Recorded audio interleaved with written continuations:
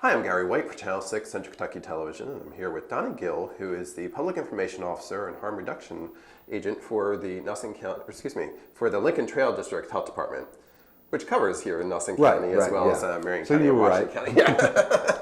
but it's a larger area. Yes. And we're going to talk today about some of the services that you're offering currently in the area, and particularly with relations to the drug situation in our community. Okay. And let's first off start talking about a program that you had recently, which was a Narcan training, right? Yes. Can you tell me a little about what Narcan is first? Okay, Narcan is a drug that is administered to people who have overdosed. There's a couple different ways you can do it. You can do it intravenously, which most people don't have the skills to do that. And there's also a nasal method, kind of like a Flonase. You push it up the nostril. And what this drug does is it strips away the opiates from the receptors in the brain, and they come out of the overdose, they're able to breathe again, and it strips them of their high. So a lot of times they're kind of upset, but it does save lives. So it saves lives. Now, is that only for heroin users, or is that for various different drugs? It'd be any opiate derivative. Okay. So whether it's prescription opiate painkillers, it does work with the fentanyl, but it requires more doses because fentanyl is so much stronger than heroin or morphine. Okay. And they're having to push sometimes 4 units or more with fentanyl. Oh, really? Okay.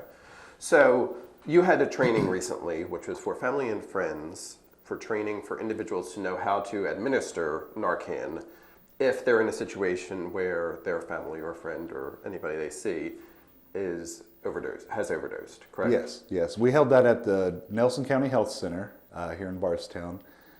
And we had about 30 people show up, and we gave away 35 kits of the Narcan. We were hoping for a little bit more, but it's one of those things, it's hard to advertise. I think we might have had more had our needle exchange been up and operating, because then that way we've already created more of a trust with the people who are injecting drugs and the friends and families of those people.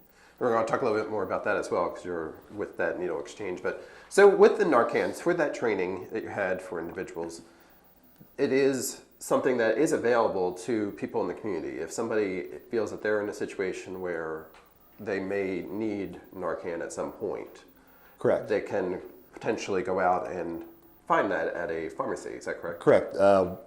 I'm not sure exactly where they are here in Bardstown, but probably check your Walgreens pharmacy. Some of the larger chains that are having it available. Kroger, places like that. And is a prescription required for that? I do not think so. Okay.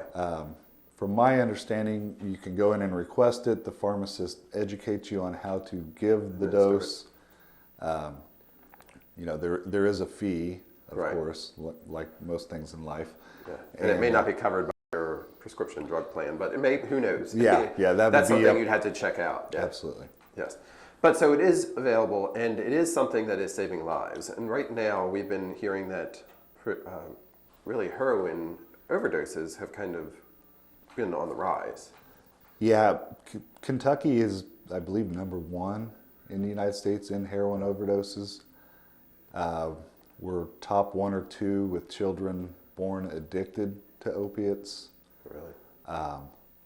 It's a pretty dire situation out there, and it seems to only be getting worse because we're getting flooded with these synthetic opiates now, like the fentanyl and the carfentanil. And I read about one today called Gray Death, which is like a combination of a bunch of synthetic opiates. Hadn't hit here in Kentucky yet, but it's been in Georgia, North Carolina, and a lot of people are dying from this. And this Narcan does work on some of the synthetics. It just takes more doses. Correct. Right? Okay. With a fentanyl, I've heard from EMS, instead of 1 dose or 2 doses, you're looking at maybe 4 or more. Wow.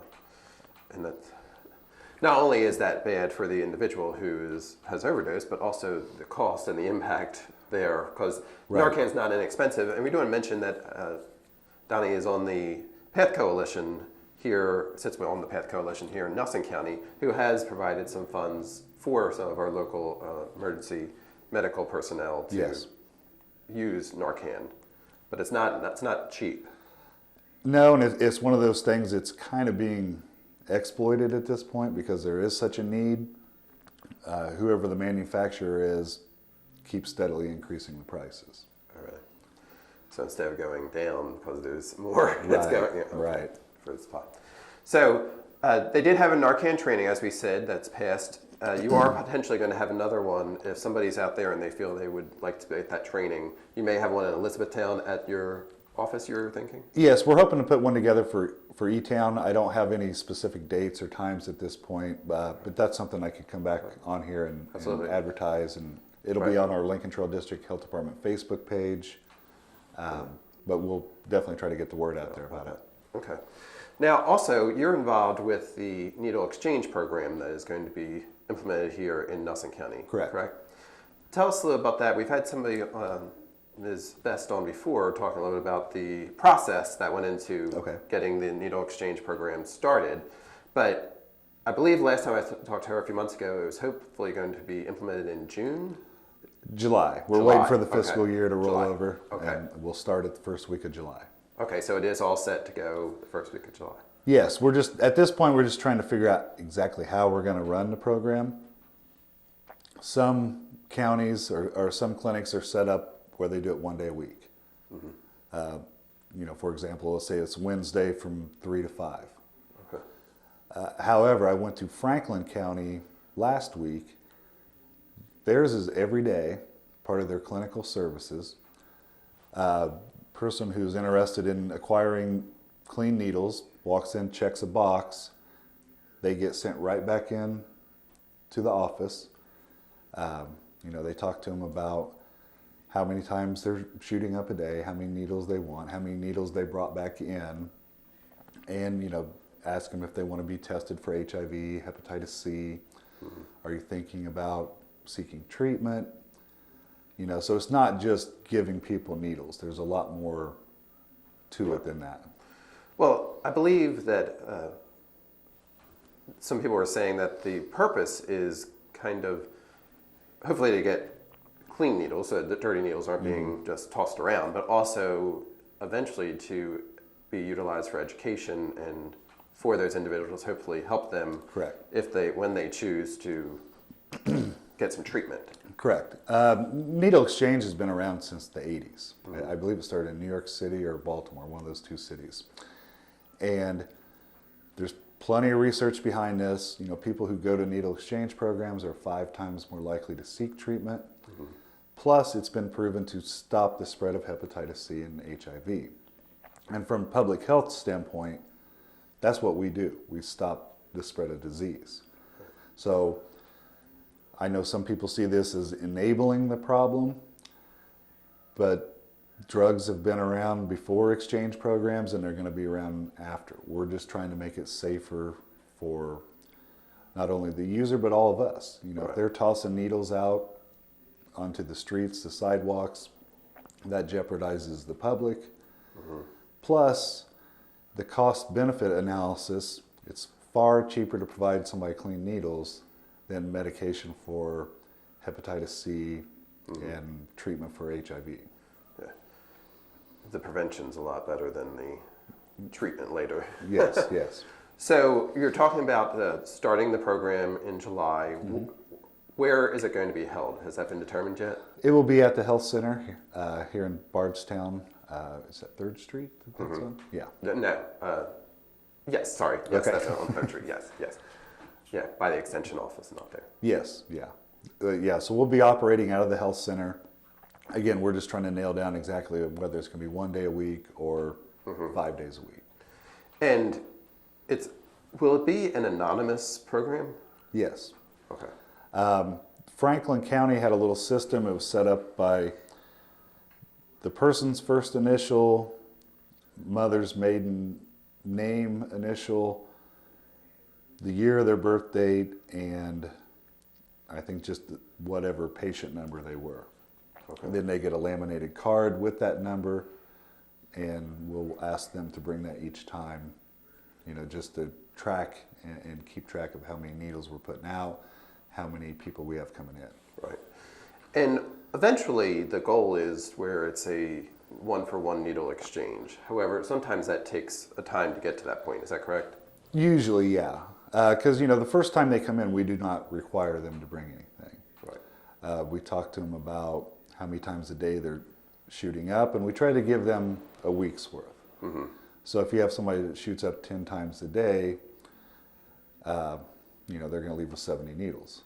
And then hopefully when they come back, they have 70 or very close to 70 needles, and gradually you work up to that 1-to-1. Right. Is that normal to do 10 times a day, or is that a lot? Or is that, it just varies, I guess? I think it varies user to user. You might have somebody that just does it once a day, and that's all they need. Right. Just like some people smoke 3 packs of cigarettes a day, and other people smoke 6 cigarettes. So it will vary. So it'll be at the health department in Nelson County, and it's being set up here in Nelson County, but it's actually available for the various counties throughout our area. Oh, absolutely. And we anticipate, our health department district consists of 6 counties, including obviously Nelson. We have Marion and Washington, Hardin, Meade, and LaRue. But we anticipate people coming from other counties. Mm-hmm. Zip codes from Nelson County and surrounding areas, they're showing up in the Louisville needle exchange clinics because they do stuff by zip code. Right. So people are already going and accessing these programs. This will just, I guess, decrease their drive time and all that. Yes. And if they are potentially on drugs, you don't want them driving far. Exactly. Yeah, so that can potentially help.